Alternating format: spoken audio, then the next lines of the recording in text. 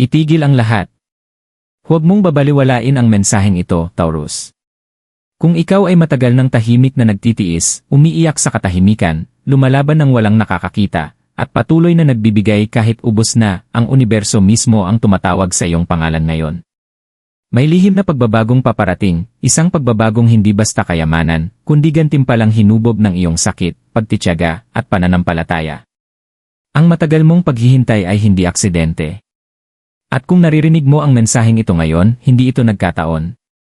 Ito ang sandali kung kailan ang iyong katahimikan ay papalitan ng umaapaw na biyaya, maligayang pagdating, minamahal na kaluluwa, sa Cosmic Oracle Divine.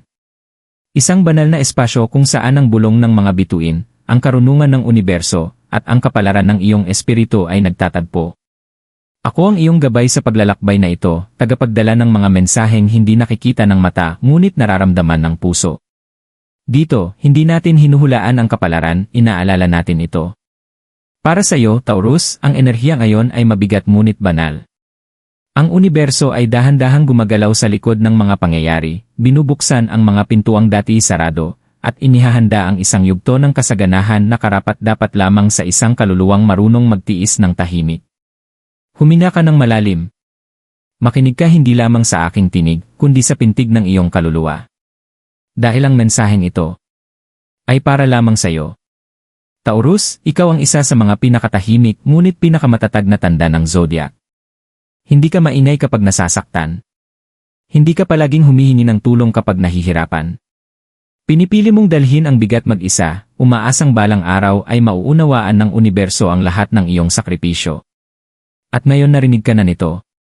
Sa mahabang panahon, tila ba ikaw ay laging nasa likod, nagbibigay, nag-aalaga, nagtitiis, habang ang iba ay umaani ng tagumpay. Ngunit tandaan mo ito, Taurus. Ang universo ay hindi kailanman nagkakamali ng talaan. Bawat luha na hindi mo ipinakita, bawat pagod na itinago mo sa ngiti, ay naging binhi ng isang kayamanang ngayon ay handa ng mamukadkad.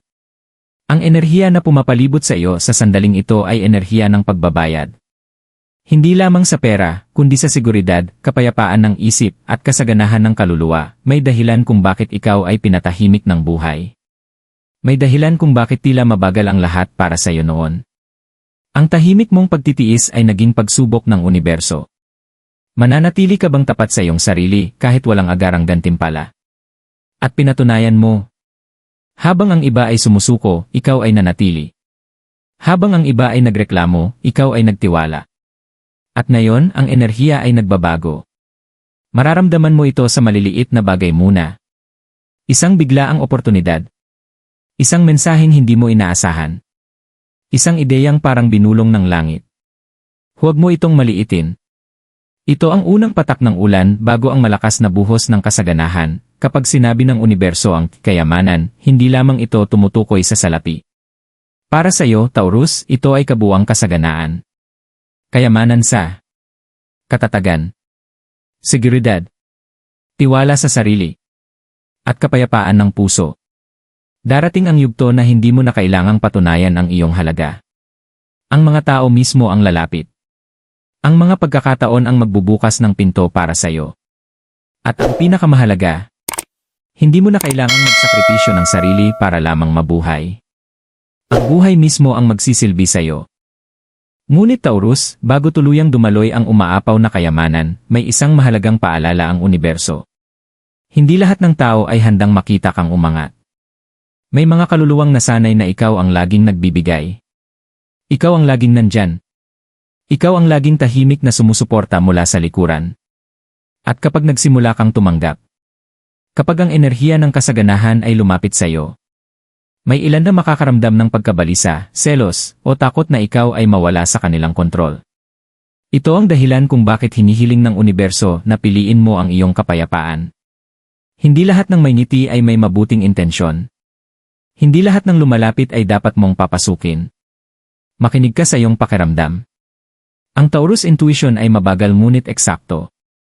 Kapag may naramdaman kang bigat, iyon ay babala, huwag mo itong ipagsawalang bahala. Mapapansin mo, Taurus, na unti-unting nagbabago ang iyong panloob na lakas. Hindi ka na kasing pagod tulad ng dati. Hindi ka na madaling maapektuhan ng opinyon ng iba. Ito ay senyales na ikaw ay pumapasok sa isang bagong yugto. Isang yugto kung saan ang pagtanggap ay hindi na kasalanan, kundi isang banal na karapatan. Ang dating takot na paano kung mawala ito, ay mapapalitan ang tiwalang alam kong darating pa ang higit. Ito ang pag-angat ng iyong vibrasyon. At kapag tumaas ang vibrasyon mo, ang universo ay napipilitang sumabay. Taurus, huwag mong maliitin ang sarili mong halaga. Hindi ka pinarusahan ng buhay. Hinahanda ka nito. Ang bawat pagkaantala ay proteksyon. Ang bawat pagtanggi ay pag-redirect. At ang bawat tahimik mong gabi ay naging panalangin na ngayon ay sinasagot. Manatili kang bukas. Manatili kang mapagpasalamat. Ngunit higit sa lahat, manatili kang tapat sa sarili mong liwanag. Dahil sa mga susunod na sandali ng iyong buhay, hindi mo na itatanong kung kailan darating. Ang itatanong mo na lamang ay, handa na ba akong tanggapin ang lahat ng ito?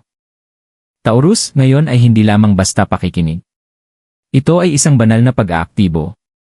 Ilagay mo ang iyong kamay sa iyong puso. Huminga ka ng dahan-dahan. At sa loob ng iyong isipan, banggitin ang mga salitang ito. Ako ay handang tumanggap. Ako ay karapat-dapat sa kasaganahan. Ang aking tahimik na pagtitiis ay ginagantimpalaan ngayon. Habang inuulit mo ito, mararamdaman mo ang pagbabago. Isang init, isang gaan, isang kakaibang katahimikan. Ito ang enerhiya ng universo na umaayon sa iyo. Mula sa sandaling ito, ang mga pagkakataon ay magsisimulang magpakita. Hindi lahat ay malaki sa simula. Ngunit bawat isa ay hakbang papunta sa mas malawak na biyaya. Huwag mong ipagkait sa sarili ang maganda. Hindi mo kailangang magdusa upang maging karapat-dapat. Hindi mo kailangang maghintay ng pahintulot upang maging masaya. Kapag may dumating na biyaya, tanggapin mo ito ng walang takot. Kapag may pinto na bumukas, pumasok ka ng may tiwala. Ang kasaganahan ay hindi ka iiwan, hanggat ikaw ay nananatiling totoo sa sarili mong layunin. Kung ikaw ay isang Taurus at naramdaman mong tumibok ang iyong puso habang pinapakinggan ang mensaheng ito, hindi ito aksidente. Ito ay tanda na ang iyong enerhiya ay tumugma sa mensahe ng universo. Isulat mo sa comments ang, inaangkin ko ang aking kasaganahan. Hayaan mong maging selyo ito ng iyong intensyon. At tandaan, ang tahimik na kaluluwa ay madalas pinagkakalooban ng pinakadakilang biyaya. Ito ang Cosmic Oracle Divine. At babalik tayo sa susunod na mensahe ng mga bituin.